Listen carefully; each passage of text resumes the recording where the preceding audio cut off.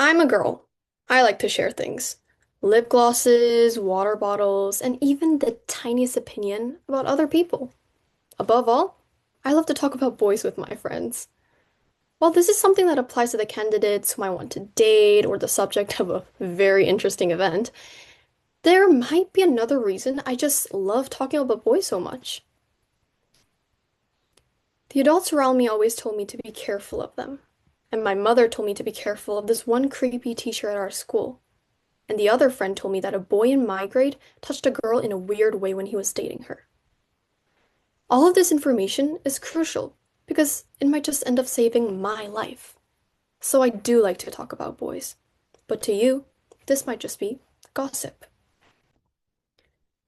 Today I want to talk about gossip. How the term gossip restrains our ability to have real conversations about violence against women, as well as minorities in larger society. So first, let's define gossip. Who comes to your mind as soon as I say the word gossip? I'm quite confident everyone here thought of girls talking, not boys. According to the Oxford English Dictionary, since the 16th century, the word gossip generally presumed a woman, one who delights in such conversations as the one speaking. Gob sib referred to god-sibling or godmother. More specifically, gob sib referred to the conversations from the bedroom at the time of childbirth, a place only women could attend. As such, gossip was predominantly assumed as the exchange in closed chambers by women. Gossip now is defined by the Cambridge Dictionary as idle talk or rumor about other people's personal or private lives. More importantly, we all know of it as a term with negative connotation. Gossip is catty and much too concerned with insignificant issues.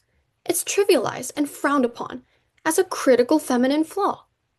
But how much of this gossip is real? Do women in the modern sense of the word really gossip more than men? Robin Dunbar's evolutionary theories engage how gossip, idle talk, was always used by everyone in a community to help bond groups that grew in size so that information and alliances could grow without physically contacting everyone. Moreover, it was found in this experiment that 65% of conversations, regardless of gender, consisted of social topics. Even when it came to the negative social talk, UC Riverside's 2019 study of 4,000 daily conversations revealed women did not engage in more gossip than men. This proves that gossip is, in fact, a universal behavior that is not confined to a specific gender. Gossip, in the sense of trivial social talk, is simply a form of communication and a form of networking. Then what leads to gossip being framed as it is in today's world? Gossip is demonized because it's feminized. When men exchange insider information on golf courses or in business meetings, we call it networking. When women have something to warn other female employees about a new male coworker, we call it gossip. A 2020 report by the UNDP finds that 90% of both men and yes, women globally are biased against women. 40% of both men and women also believe that men make better political leaders.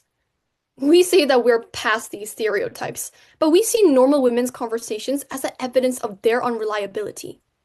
We see it as gossip.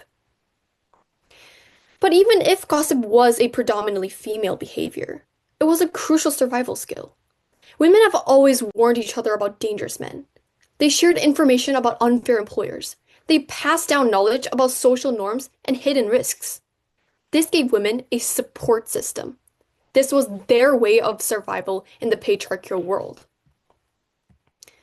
In 2017, we perhaps witnessed a glimpse of what the alternative to demonizing gossip could be. The hashtag #MeToo movement was about empowering these conversations. With an official channel given to women to anonymously mobilize through the gossip they were sharing, thousands of silenced women were able to realize justice. But #MeToo movement regarding sex trafficking, we are loudly aware this is still happening. Why does it take some obscene and official documentation from the government to believe thousands of women's voices about the dangers of a single man?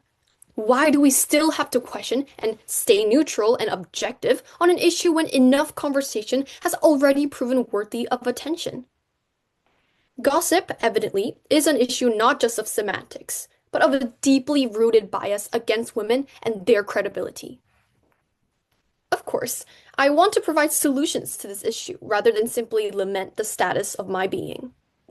There are mainly three solutions. First, change policies. Gossip will become unreliable when it becomes the only safe option. When someone feels unsafe reporting their harassment, or when someone believes that the administration will ignore them even if they do, or when they fear retaliation, people won't go to official channels. So instead of condemning whispers and faulting the victims, schools, universities, and workplaces must implement anonymous but accountable reporting platforms and guarantee protection policies against possible retaliation. Second, open spaces of discourse. Men need to converse with women more. The less men converse with women, the more need for gossip opens up, which worsens the bias of gossip as something insignificant. There must be a structured, moderated space where gendered experiences can be discussed openly. It becomes a gateway for men to realize that what women gossip about isn't trivial, but serious. Third, we must change the narrative. Everyone gossips, but it's framed only as a feminine act. We all need to understand that men gossip all the time too, and that we should not feel this statement as denigrating. When gossip becomes gender neutral, not only can we stop the Salem witch hunt that victimizes women, we can embrace the value of social conversations to be adopted by both men and women. Gossip is from everyone, but also it's for everyone.